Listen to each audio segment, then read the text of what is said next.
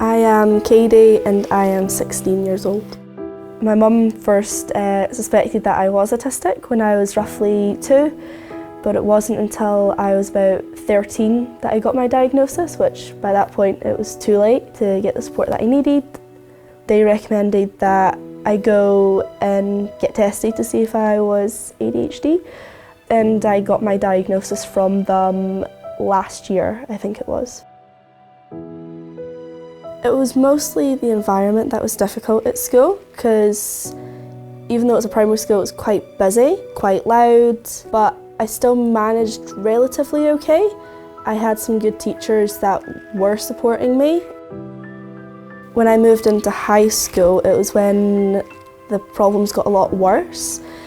Compared to primary school, it wasn't the same classroom, the same teacher, with the same kids. Putting it all together, it was really overwhelming, and I struggled quite a lot. It was a sort of like a plaster on a big gaping wound kind of thing. And the main problem with the high school is no one listened when I had problems and said that because I was the age I was at, I shouldn't have those problems and I should just be able to deal with it and get through it. Not a good experience. And I eventually left early in S2. After being in the mainstream high school, I didn't really get a lot of input for a while. When we did get something from them, it was for me to go to a council specialist school to get maths and science. There was a lot of kids with behavioural problems, more violent issues, and I'd have to get locked into the classroom every time I went in case one of them had a meltdown and got violent, so they couldn't get into the class if that happened. It didn't feel safe being there. It was like being put in a room of angry, violent people when you're a really anxious person. I curled up on the couch, read books to try and escape reality, and wouldn't eat, wouldn't go to the toilet, wouldn't do anything. And it took months to sort of get through that and come out the other end. I was involved with CAMS at the time at the NHS. They ended up diagnosing me with trauma, relating to all of it. We went through a tribunal to try and get me into a private specialist. Luckily, my mum stayed on it. She kept fighting for me. I did get into this specialist school. It was great at first. They seemed like they understood. It was quieter. I finally started trusting one of the workers there. I ended up having to stop going summer last year. Everything that they'd promised at tribunal, they didn't carry out. They'd said that we'd have English and maths every day, and they'd add more subjects along the way. They couldn't even get English and maths for an hour a week at one point. They said there'd only be 12 people.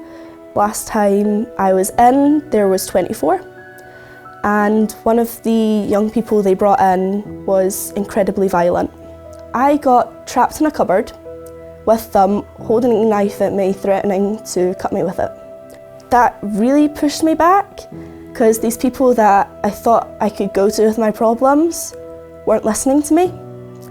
They kept saying they'd come back with plans, they kept saying that they would change things.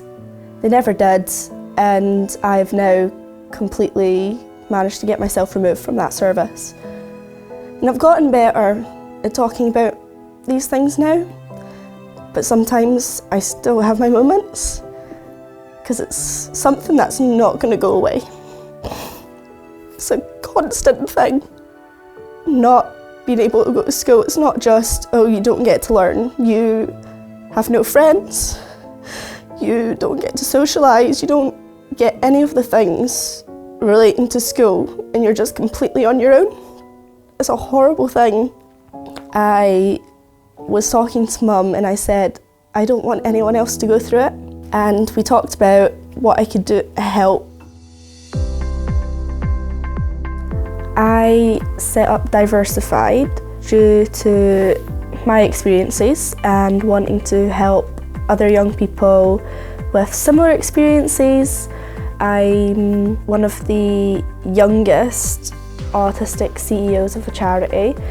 It's also Scotland's only autistic-led charity that works solely with young people that I am supporting. I'm trying to give them somewhere where they do feel like they can trust us, they do feel like they can talk to us and that we'll listen, because that's something that I've not had. And I've made so many new friends and helped so many young people, and that's sort of been my positive in all of it, that even though I've went through these horrible things, I still managed to do something positive and help other people.